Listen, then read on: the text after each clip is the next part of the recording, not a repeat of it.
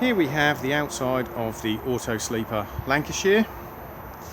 If we firstly come to the water fill point just here, we can either use the submersible pump or the collapsible hose to fill up the fresh water tank.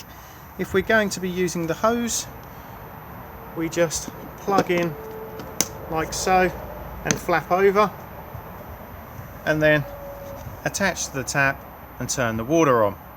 We do need to make sure that the 12 volt is turned on inside the van, as there's a solenoid behind here that controls the flow rate into the van. When the tank is full, the solenoid will then stop the water entering, and then as you use it, it will then continue to fill it back up again. To remove, flap up, squeeze, and it will come out. And if we're going to fill up via a water barrel, we just drop the submersible into it and then plug in and flap over.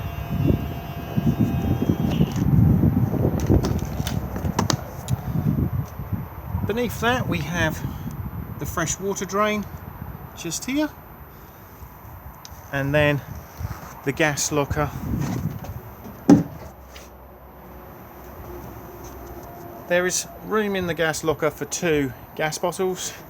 The regulator just sits here, and then the hose comes off the regulator and then is screwed into the propane bottle and tightened with a gas spanner. Bottle on and off on the top. Do make sure that the bottle is turned off for travel.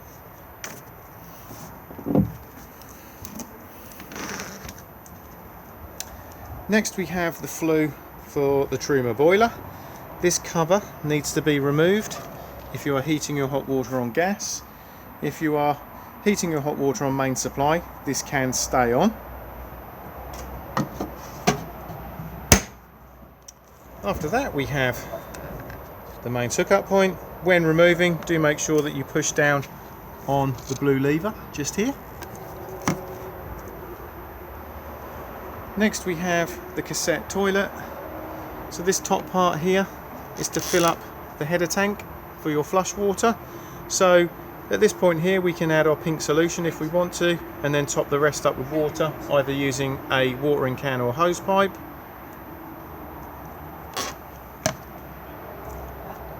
Directly beneath we then have the cassette itself. Lift up and pull towards you to remove the cassette. Before use,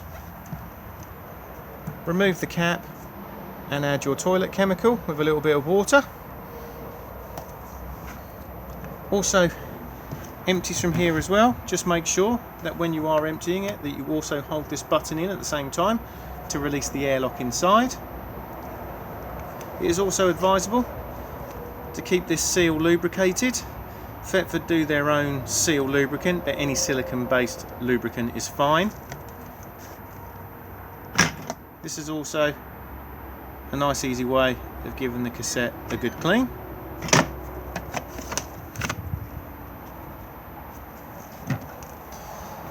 To drain down the header tank for winterization, as it shows on here, the best thing to do is just to get a bucket, perch it on the ledge, and then pull the drain bung out just here.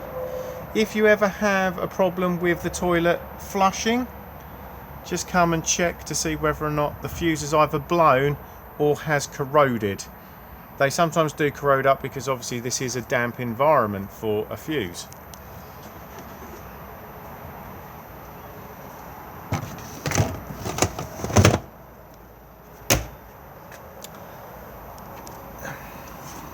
We have an airline here that runs directly to the spare wheel underneath the motorhome, so we can check the tyre pressure of it and top it up if needed. The actual spare wheel itself winds down at this point just here.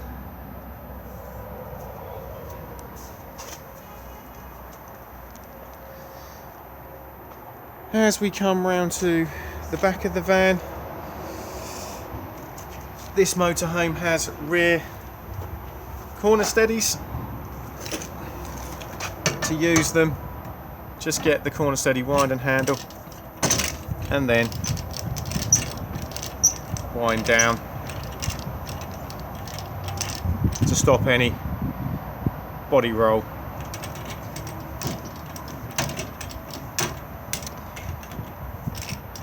We have the grey water drain just here. It is just literally full to drain. You will see that we also have this convoluted pipe just here that we can attach to here to then run this hose to either a drain off grate or a hedgerow.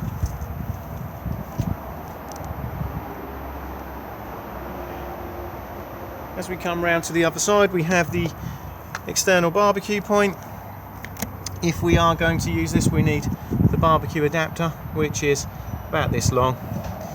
We attach the hose of the barbecue to one end with a Jubilee clip, and then the other end will then plug in where my finger is here, lock into place, and then you'll be able to turn the gas on.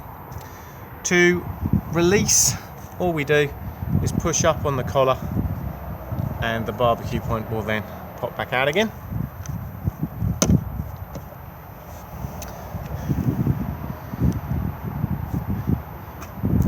We have the Fiamma security handle, so it can fold across to aid in getting in and out of the motorhome, but secondly it can also then be folded across as an additional security for the door when you are not using the motorhome. It locks just here. We then have the vents for the fridge. We don't need to do anything with these, just make sure that nothing is obstructing them.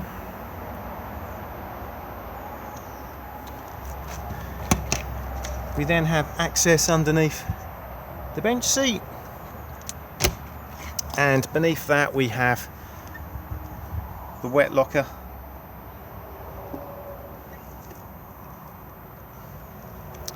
Diesel fill just here. Cap unlocks on the ignition key.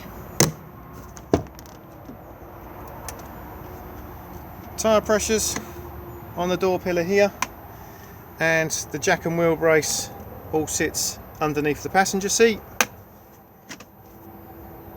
Vehicle battery itself just sits underneath the floor just here, and the bonnet release is just here.